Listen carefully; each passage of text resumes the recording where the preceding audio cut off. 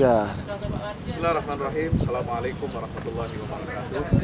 Sahabat muslimin dan muslimat yang dirahmati oleh Allah Subhanahu wa taala. Alhamdulillah pada siang hari ini tanggal 8 Januari hari Jumat, hari yang diberkahi oleh Allah Subhanahu wa taala. Saya berada di lokasi penambangan batu bara yang dikerjakan oleh kontraktor Pama Adaro di bawah naungan perusahaan energi besar yaitu Adaro Energi Cirebon. Di belakang saya adalah tambang batu bara yang cukup besar, yang sangat besar, ya, merupakan salah satu sumber energi yang bisa digunakan untuk berbagai macam kepentingan. Ya, batu bara bisa untuk digunakan sebagai pembangkit tenaga listrik, sebagai bahan baku, bahan bakar industri dan lain sebagainya. Yang ini merupakan satu karunia Allah Subhanahu wa taala.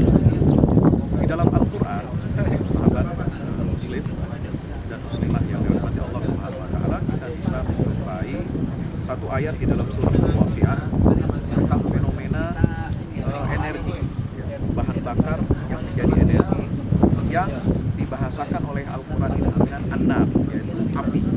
Apa maksudnya api di sini adalah yang menjadi bahan bakar. Di dalam surah Al-Waqiah ayat 71 sampai 73 Allah Subhanahu wa taala berfirman, "A'udzubillahi minasyaitonir rajim. Bismillahirrahmanirrahim. Afara'aytumun nar allati turun. Antum ansha'tum shajarataha am nahnul munshi'un. Nahnu ja'alnaha tadhkiratan wa mata'an lil muqwin." Allah Subhanahu wa taala berfirman, tidakkah kamu perhatikan api yang kamu nyalakan? Api sebagai salah satu sumber energi. Ya, api untuk bisa menghidupkan generator, menghidupkan mesin, ya, api merupakan simbol daripada bahan bakar.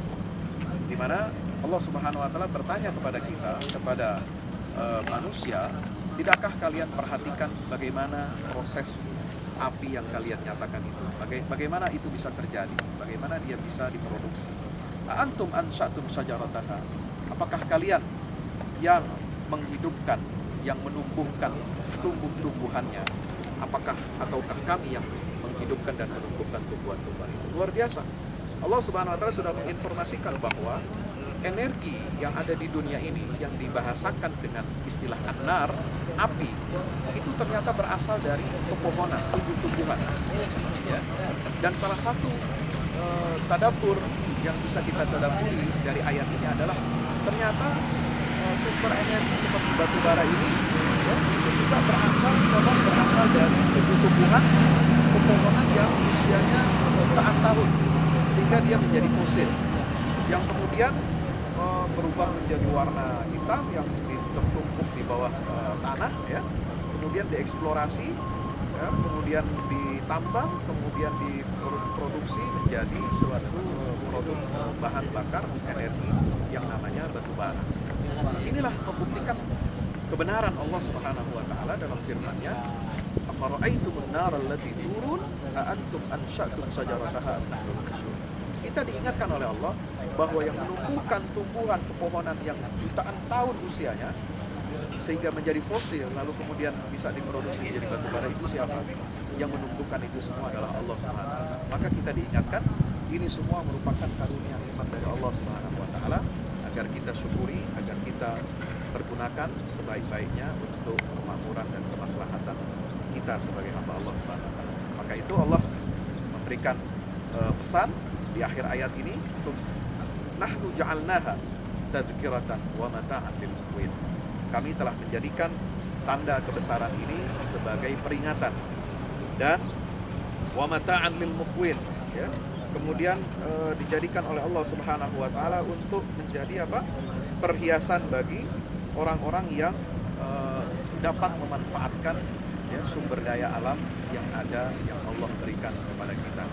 Alhamdulillah, segala puji bagi Allah Subhanahu wa taala yang telah memberikan kepada kita kekayaan alam yang luar biasa seperti ini.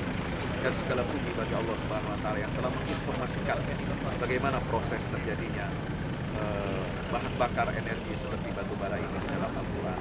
Wallahu a'lam bishawab. Assalamualaikum warahmatullahi wabarakatuh.